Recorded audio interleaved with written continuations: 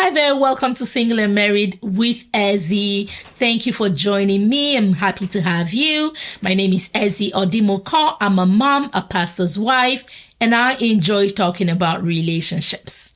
I've authored 2 books, Relationship Smart, Love, Courtship, and Marriage for Every Woman, and Brighter Days, 100 Thoughts of Hope, Love, and Blessings.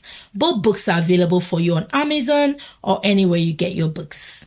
So today we're continuing with part 2 of what happy couples do.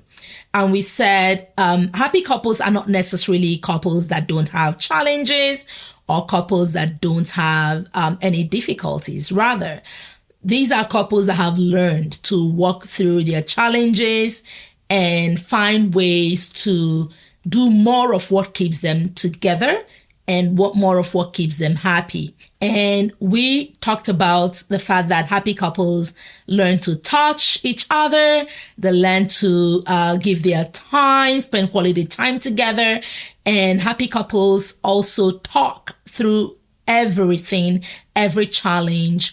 And you can watch the video for part 1. Happy couples listen to each other.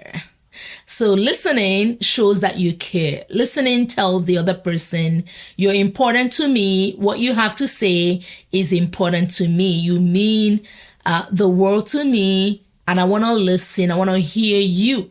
I want to understand what you are going through.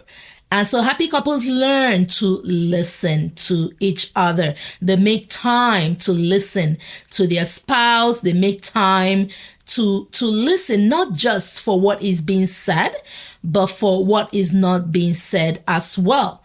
They listen to understand and see things from the other person's perspective.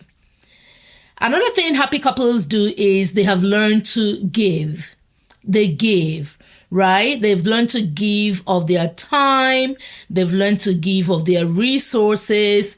They've learned to give to meet a need in the life of their spouse.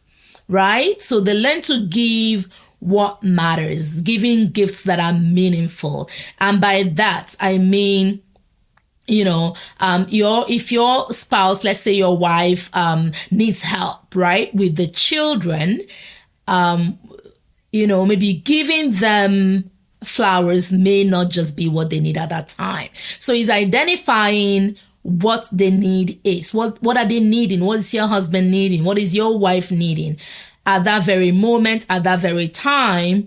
And when you give to meet that need, you strengthen your marriage, you empower your spouse, you creating a better home for both of yourselves. So happy couples learn to give meaningful gifts. Gifts can also be material, right? So there's something that they're needing, or even if they're not needing, gifts are just a way to say, I love you, I appreciate you, I value you, I see you, you're important to me.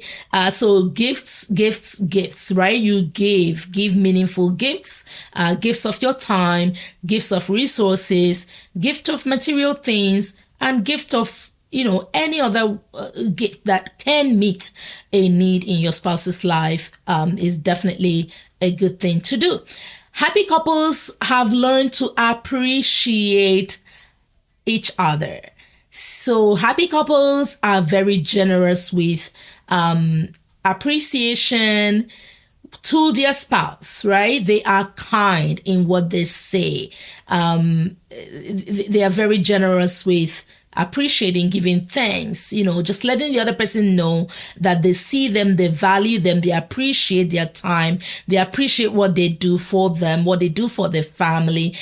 Appreciation is food for the soul. And happy couples have learned to give that in good measure, right? So that's definitely something that is encouraged, right? Don't be shy to appreciate your spouse. Don't be shy to tell them that you love them, you value them, you are thankful for them.